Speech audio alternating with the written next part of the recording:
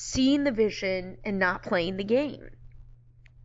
You know, there's a difference between being out there and playing the game and being of the world, but not, you know, in it, but not of it. And I don't know. I'm getting caught up in things, and I think I have to remember. God, I was watching a round table with all the Oscar nominated best actors yesterday, and I fall in love. I love film. I love film. I have loved film since I was a kid. I've wanted to work in film and storytelling, and that project of bringing humanity and a story of humans and humanity and to the screen in this beautiful way. I've wanted to be a part of that forever. And I feel, though, that we're at this place in the world where I don't want to say we no longer need the protection of sort of that movie screen where, you know, because sometimes to see those stories in real life, if you will, it's heavy. You know, it's one thing to see it and be profoundly affected when you're in the theater watching it, or even in the comfort of your own living room watching a beautiful story or a dramatic story or a funny story. But to experience a lot of those stories in real life, it would be too much for most people. The ironic thing is most of those are based on real stories, and like I've said before, even fictional stories are based, at least in small parts, on something or multiple things that are nonfiction. So if it's storytelling and the sharing of humanity that I adore, then I need to do that in the way that I'm able to do it right now. I'm able to do that. I can write and speak, and we've got a way to disseminate certainly what I'm speaking of through the magnificence of the internet. And I'm afraid right now, that's as I faced the podcast world and I looked at the professional way, you know, I'm doing everything and have been doing everything with bare minimum resources. And I always come down to the most important part is the content. You know, the heart of the content, and really wanting to attract people with more resources to take just the core of something and let's run with this. I mean, really, that's kind of what I thought from the very beginning when I had my dream team. One of my primary investors were filmmakers, and I kind of felt like the story was right in front of them.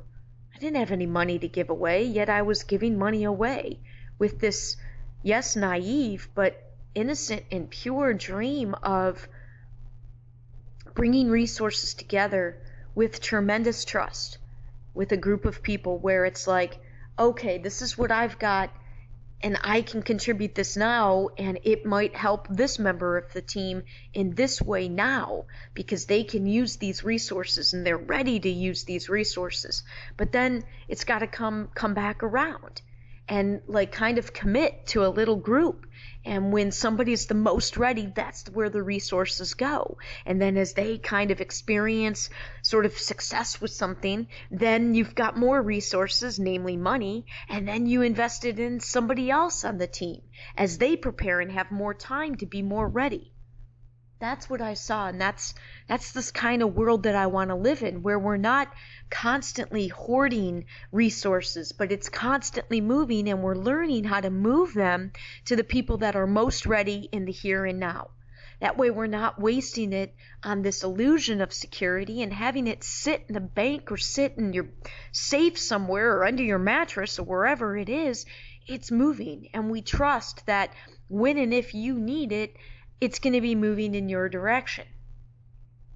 But by virtue of seeing this world and wanting to create this world, I feel like a big part of me lives in fantasy land because it isn't yet real in the third dimension.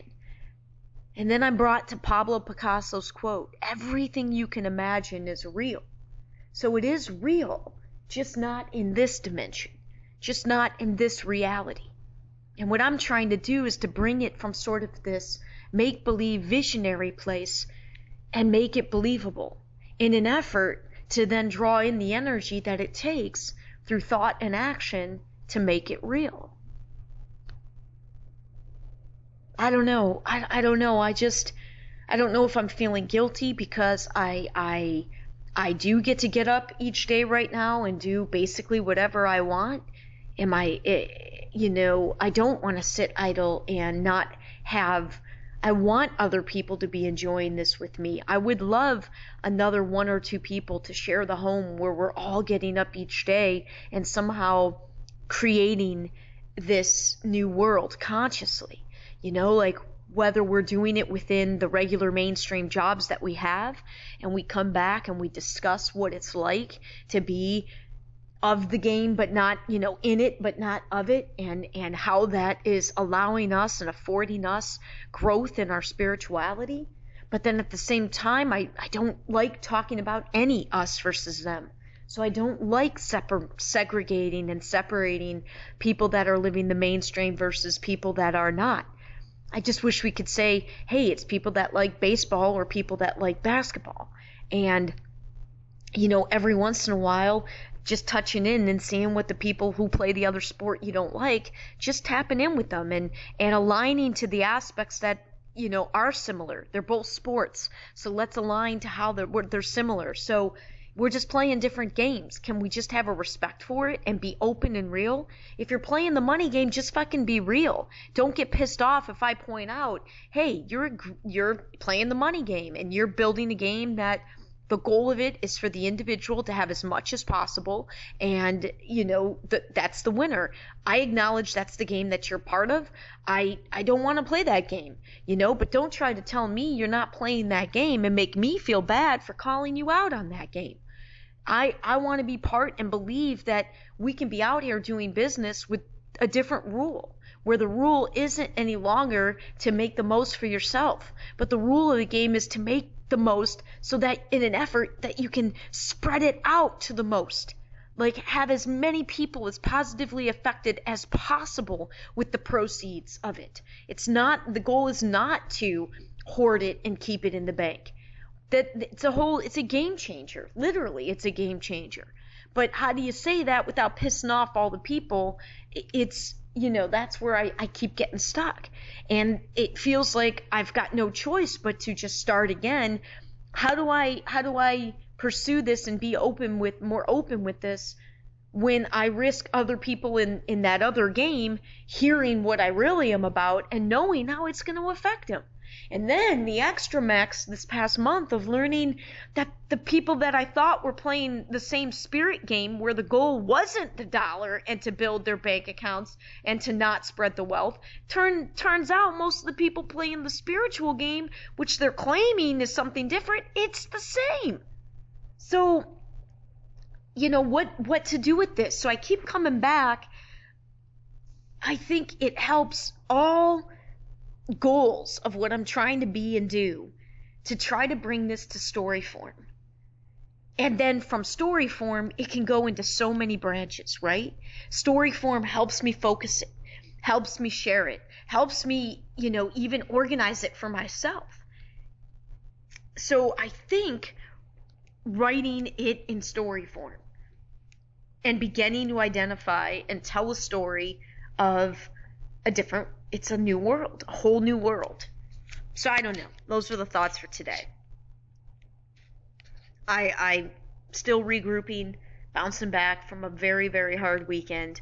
Actually want to examine some of the dark stuff that I was writing and doing this weekend now that I'm a little bit further removed from it and see if I can gain anything from that. But yeah, definitely in this place of comparing to the mainstream and feeling like a worthless middle-aged woman that's alone and has nothing to contribute, because that's what this mainstream world looks at my life and says, and I know that's not true. So it continues to be a challenge to be out there trailblazing something. And trust me, I'm not trying to be better than anybody or some sort of martyr, not at all. I just have finally accepted that this is who I am, and to try to ignore it only would cause me more pain, and to try to deny it would only cause me more pain.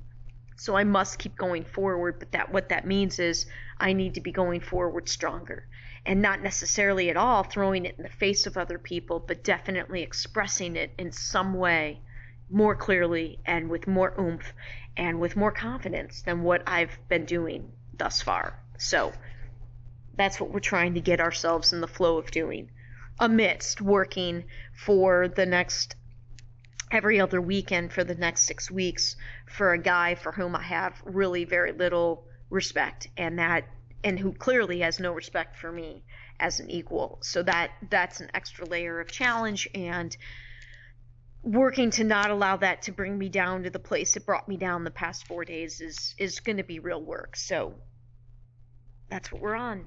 That's what we're going to continue.